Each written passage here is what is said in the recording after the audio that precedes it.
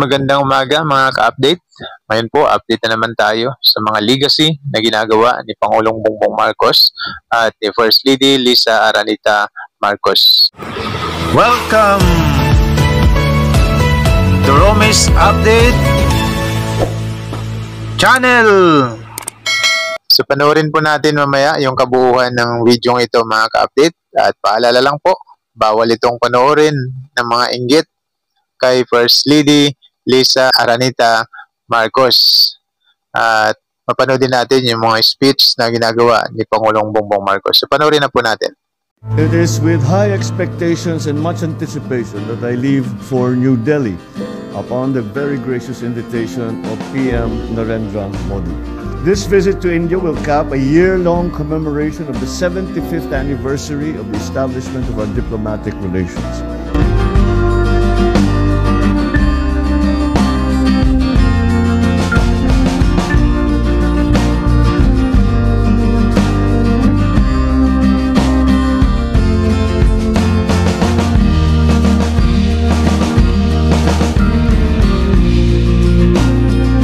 Saan man po tayo magtungo, ang pakikipagkamustahan sa ating Filipino community ay tuwin ay pangunahin sa ating agenda.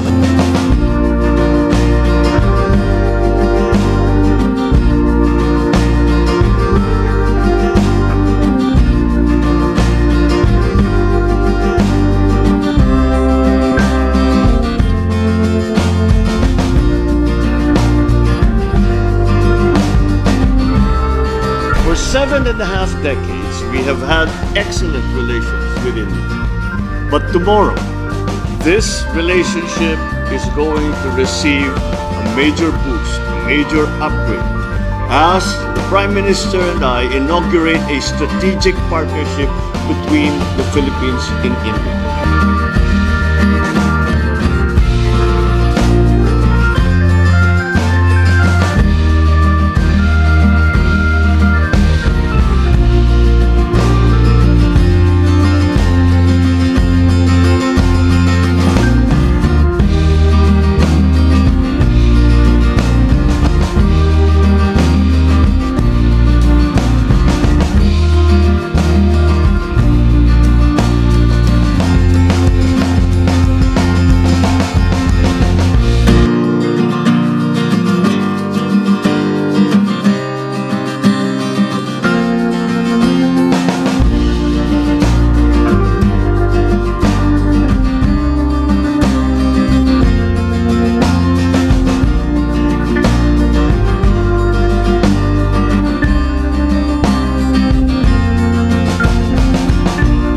First Lady, we are delighted and grateful to host you today. May this visit strengthen our shared missions of bringing hope, healing and better health to those who need it the most across borders and across hearts. Apollo Hospitals has been privileged to serve several children from the Philippines, offering them world-class transplant care and clinical excellence.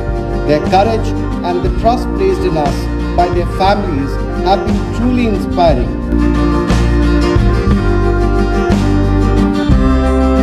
I also delivered a foreign policy address at an event hosted by the think tank Observer Research Foundation. I highlighted our converging areas of interest, particularly in trade, development, defense, and the global commons.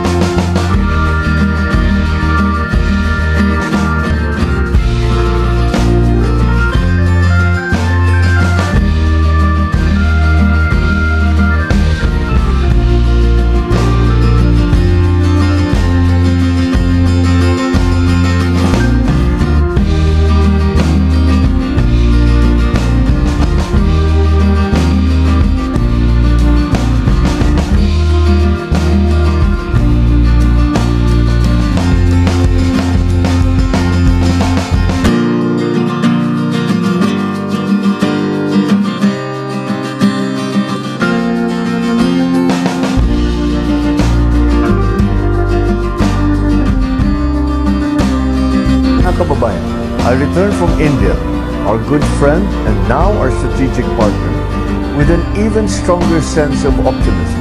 Optimism that our bilateral partnership will foster progress and prosperity for both countries. Maraming salamat po.